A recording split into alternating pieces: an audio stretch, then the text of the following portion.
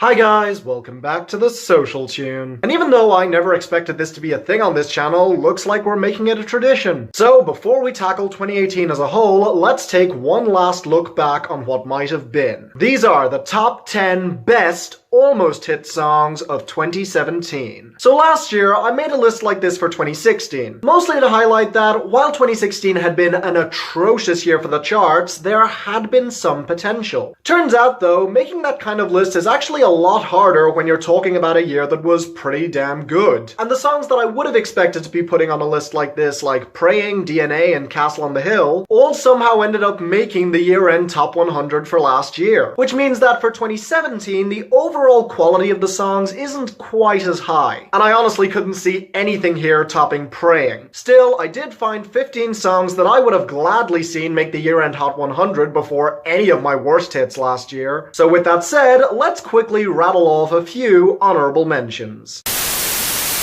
Oh, I'm trying not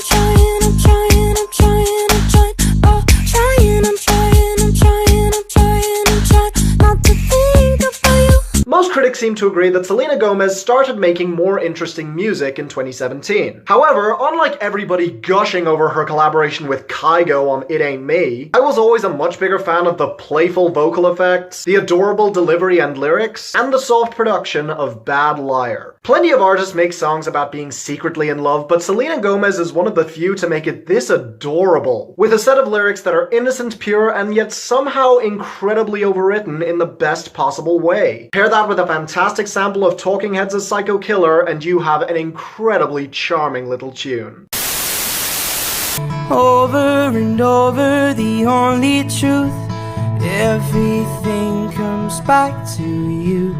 Of the songs that missed the year-end 100 last year, this was probably the biggest surprise for me. The mature yet simple songwriting detailing a girl that he left behind in his old town, paired with the simple acoustic accompaniment, made for a very gentle mix that I ended up liking way more than I expected. Mostly because Niall is way more likable and charismatic than your average wigwag, as he never really lets himself slip into pettiness or lechery. Sweet and simple, it may not be on the loose, but hey, I'll definitely take it. The heat of 1,000 fires. Ain't no crying in the club. Hey, hey, let the beat carry your tears as they fall, baby. Ain't no crying in the club. This was the first Camila song I genuinely enjoyed, and while it would later get blown out of the water by Havana, I still do look back on it fondly. Partly because, just like Just Dance, it's a song about dancing in the club to escape your own fears and insecurities, highlighting the dark undertones in the actions that those present would take here. Really should have made the cut in that debut album because it's a really good song. You're probably thinking that it's crazy, I remember every detail, but I do. From your blue jeans to your shoes, girl, that night was just like you, unforgettable. You know, I wouldn't have believed it, but Thomas Rhett might be growing on me. With Marry Me being as big as it was this year, and the title track off of that last album not being too shabby either, I've actually found myself lighting up a little whenever I see his name on the charts, which would have been unthinkable just 2 years ago. And while it's not a great song by any stretch, the simple catchiness and charm has made sure that this song has stayed on my radar. Fun, dopey little track, still surprised it didn't make last year's Hot 100, but at least I get to highlight it here. I pull up, hop out, air out, made it look sexy. They won't take me out my element. Nah, take me out my element. Some of you may have expected this to actually make the top 10, and believe me, it only just got edged out. Easily the catchiest song off of Damn, with some of Kendrick's best flows in my opinion. I'm still baffled that this wasn't a hit when songs like Love and DNA were. I mean, it had the potential to be one of Kendrick's most successful songs. It would have been awesome. But sadly, it wasn't meant to be, which leads it to this leftovers list. Still just a runner-up though, so time to take a look at our winners. Oh, I want something just like this. Now I'm going to strive to keep this as short as possible. I'm serious, I'm going to try and keep this video under 40 minutes for once. So let me just cut to the chase and say that this was one of the most inspirational songs that I heard in 2017 and 2016. And of course, when you're looking for that kind of happy, heartwarming magic, the best place to always turn to is Disney. See the line where the sky meets the sea, it calls me.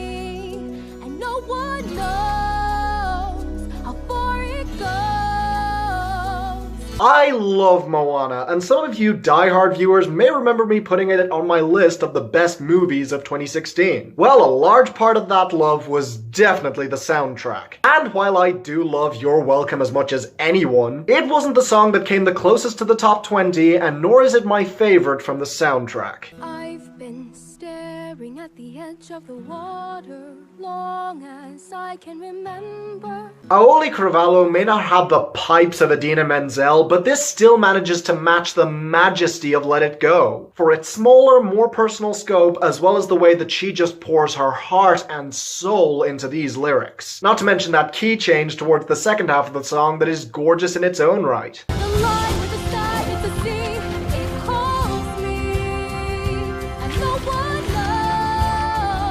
Kinda wish the song was a little bit longer, but it still remains my favorite off of the soundtrack, as well as a song that just made me happy, damn it. And in 2017, we all needed those. Great job. How far I'll go.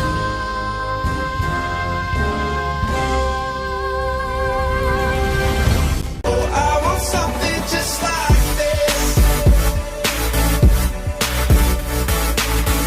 this. Disney is just pure magic. It's enough to make anybody mellow out, even goblins like this guy. They thought I was goofy and all mouses. Double C my luggage and fill them with comb blouses. Aw, so happy.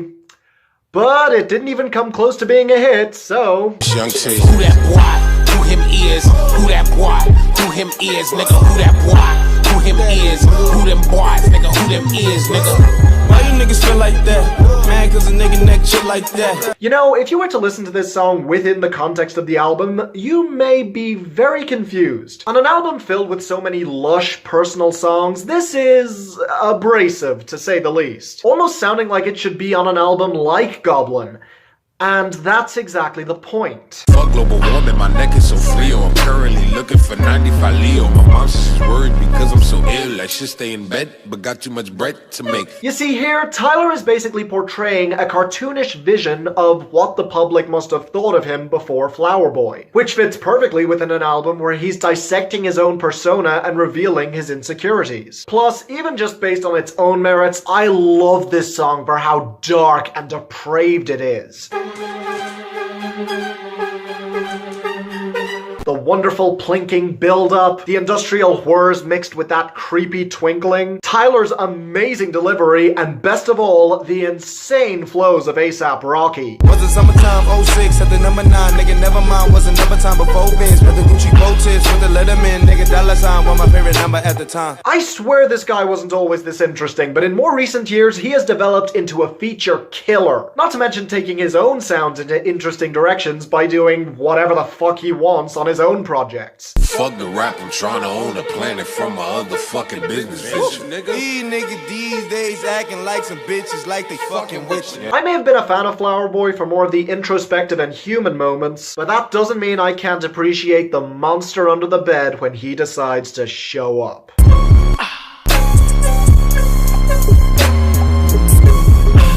I want something just like this. You know who I don't miss? David Guetta. Okay, he had one or two production credits on songs that I do like, but for the most part, what he made was just terrible. And until pretty recently, I would have fit one of the most popular producers of our time into the same category. Until 2017, where he basically switched up his entire style and decided to suddenly make good music. Let go and have a good time. Have a good time. Have a good time. You sleep, let go and have a good time. Let's have a good time. Okay, I know that a bunch of you absolutely loved Slide, and a few of you actually preferred Feels, which you should, but for me, the favorite one was always the odd collaboration between Young Thug, Pharrell Williams, and Ariana Grande. I mean, those three names belong on a song together about as well as, well... Don't be afraid to catch fish. But somehow, the combination of all three of them results in an absolutely killer summer song. When you do things like this, and you set me free. How can anyone get tired? Ariana Rihanna and Pharrell handle the main melody and their harmonies sound fantastic, but I honestly found myself loving Young Thug here for how weirdly focused he is. I swear, it's like he's actually taking things seriously for the first time ever, and it actually fits oddly well. Red bread with some red, baby, how? Ballin' in that club, they some speed, pop that bitch and spray it like red. Yellow diamonds on you like a glass of lemonade. Obviously the content is nothing special, basically just about dancing with a hot person and having a good time. But with the great bass guitar and the synth keyboard that comes in on the bridge, this is not that hard to have fun to. When you do things like this, then you set me free. I think I just been inspired. Great collaboration that really shouldn't work as well as it does, but boy am I glad it did.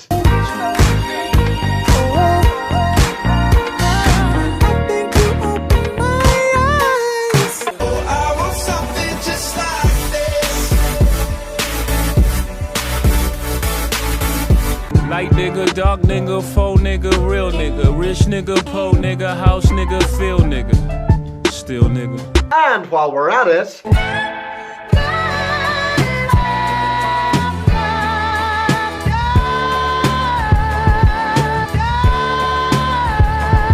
444 is easily the most introspective that Jay-Z has ever got on one of his projects. And as such, it's easily one of my favorite hip-hop albums of last year, very narrowly missing my list alongside Flower Boy. So you had better believe that the two songs that came closest to being hits were going to make this list. I told him, please don't die over the neighborhood that your mama renting. Take your drug money and buy the neighborhood. That's how you rinse it. Now, both songs are here for very different reasons. The first one is here for its cutting lyrics, analyzing the fact that no matter how successful a black person may become in America, in the eyes of many, they're still African Americans first and everything else second. Using the example of O.J. Simpson as a framework. Y'all think it's bougie, I'm like, it's fine, but I'm trying to give you $1 million worth of game for $9.99. Turn a 2 to a 4, 4 to an 8. I turn my life into a nice first week release date. Paired with an incredible video, it rocked many people to their core, and even contained one of the funniest moments in music last year. OJ like, I'm not black, I'm OJ. Okay. That is just hilarious. As for the title track though, it's a lot more personal and desperate, characterized most of all by those wailing samples. Your eyes leave with the soul that your body once housed, and you stare blankly into space, thinking of all the time you wasted it on all this basic shit, so I apologize. It's all about Jay's relationship with his loving wife Beyonce, the song where he mans up and apologizes publicly for all the ways he's wronged her during their marriage. He said don't embarrass me instead of be mine. That was my proposal for us to go steady. That was your 21st birthday. The fact that a man as publicly proud as Jay-Z would stoop to this level for his wife genuinely lends credence to Beyonce's claims on Lemonade that he was in tears while confronting her, something that would have been completely unimaginable to me before. It pulls no punches, and it's genuinely gut-wrenching to hear some of the things he says here. I apologize, often womanized, took for my child to be born, see through a woman's eyes, took for these natural twins to believe in miracles, took me too long for this song, I don't deserve you. It's raw, it's powerful, it's incredibly vulnerable, and it's damn near the best song of Jay's career. Awesome job.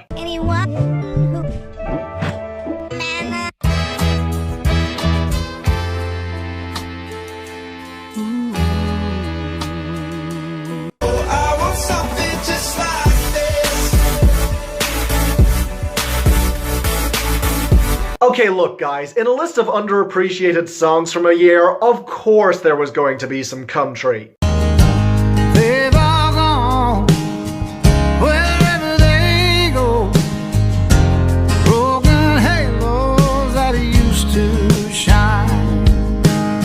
Stapleton Stapleton is an artist that I have struggled with. Great voice, generally great songwriting and production, and yet it's never really all come together for me on one single project. I stand by that the best thing he's ever done was his duet with Morgan Stapleton on Southern Family in 2016, and while songs like Parachute and Traveler have come close to my year-end lists, none ever have. But if there was ever one that came damn close, it was this one. This song was such a tease last year, exiting and re-entering the charts again and again, but never actually climbing into the top 40. Well, it evaded me long enough, and now I'm finally putting it on a list for damn good reason. Sing my share of broken halos, folded wings that used to fly. Now, the first thing that will strike you is probably Chris's vocal performance here, because it's goddamn incredible. He pours his heart and soul into this performance, and it matches the raw instrumentation to a T. But what really got to me on this was the content, as this is a track dedicated to the selfless, nameless people who got him where he is today. Angels come down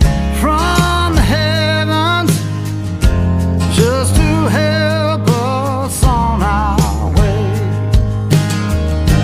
Come to teach us, then they leave us, and they find some other soul to save. These are selfless angels who help us through life, but whom we often forget about. And unfortunately, as he looks around today, so many of those halos are gone, left broken by the wayside and forgotten about, despite the fact that we owe them so much. They belong to the by and by. Sing my share of broken halos. It's a song reminding you to be humble and grateful for the success you've had, something that we all need to be reminded of occasionally. It's a damn good song and proof that country is miles ahead of most other genres in terms of maturity, even on the radio. Broken halos that used to shine. Oh, I want something just like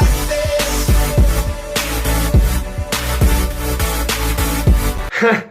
Although, on the topic of maturity in country music, Blame the whiskey on the beer, blame the beer on the whiskey, blame the morning on the night for who's lying here with me, blame the bar for the band for the song for the party that went all night long, but it ain't my fault. oh boy, if there was an anthem in 2016 to 2017 that would have matched the epicness of Fuck You for just how universally awesome it was, this was it. A song where the guy in question is getting blamed, kicked out, arrested, abused, all of the above, and he refuses to take any responsibility for it. Blame the heart for the hurting on the heart, blame the dark on the devil on the dark, blame the ex for the drinking for the ex, blame the 2-for-1 tequilas for whatever happens next, but it ain't my fault. The songwriting is purposefully running laps around itself because the point of the song isn't what's being said, but the emotion that's being portrayed on the hook, one that we can all relate to. We've all been in that situation where we've been blamed for something that wasn't our fault, but we're still forced to take responsibility for it. And with the kick-ass guitars and the pounding drums, this perfectly echoes the frustration that we've all felt at some point. Hands up, I need an alibi. Find me a witness who can testify. You made a mistake, you got the wrong guy. I'm only guilty of a damn good time. No, it ain't my fault. One of the best damn choruses of 2016, I swear. But since the song itself only came close to becoming a hit in 2017 thanks to its amazing video, I was forced to wait until now to praise it, which I am definitely doing wholeheartedly.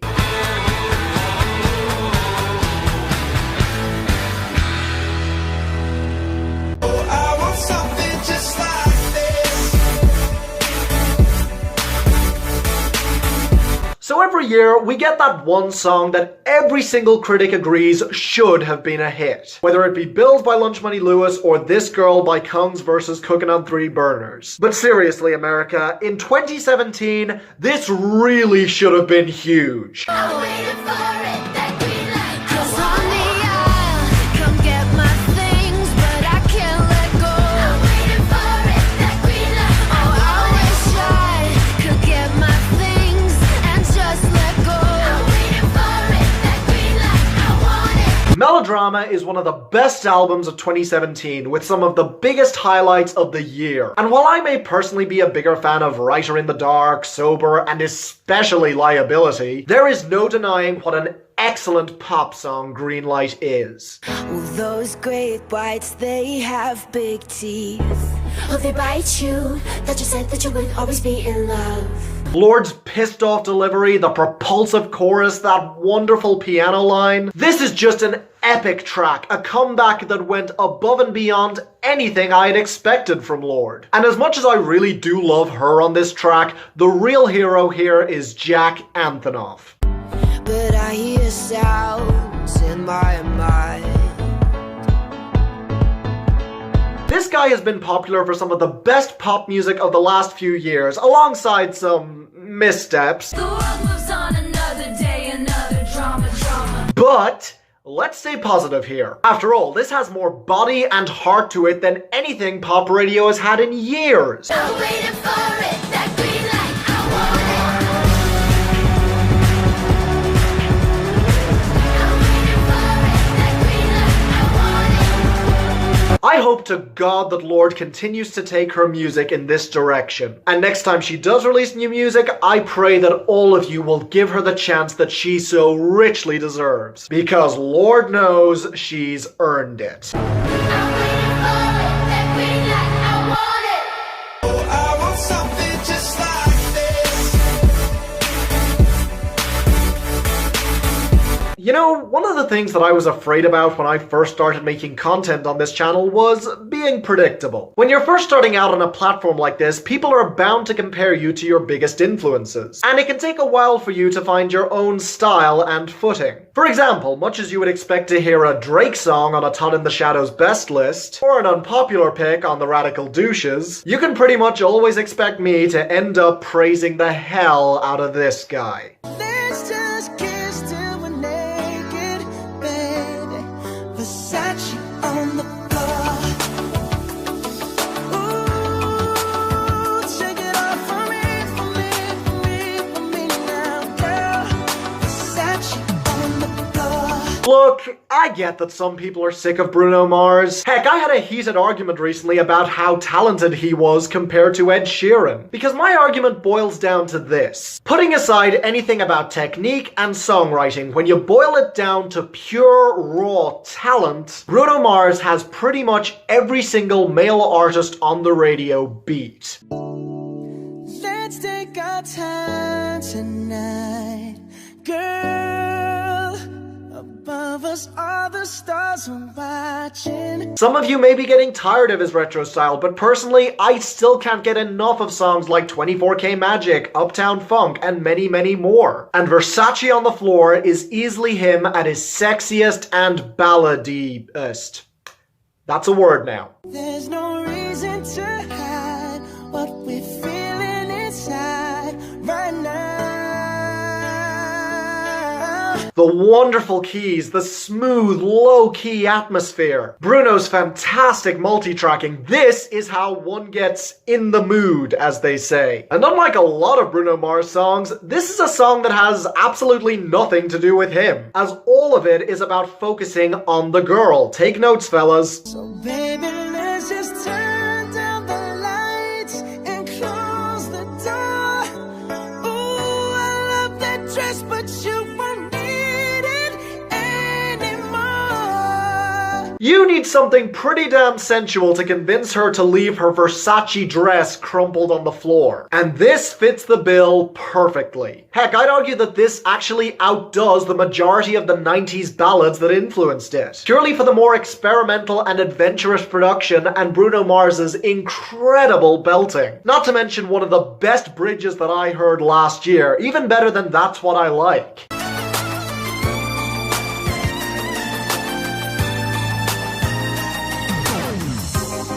It's warming up. Can you feel it? It's warming up. Can you feel it? Fucking beautiful. Everybody else may get sick of you, Bruno, but you'll always have one guy in your corner as long as you keep releasing stuff like this and not stuff like Nothing at all. that.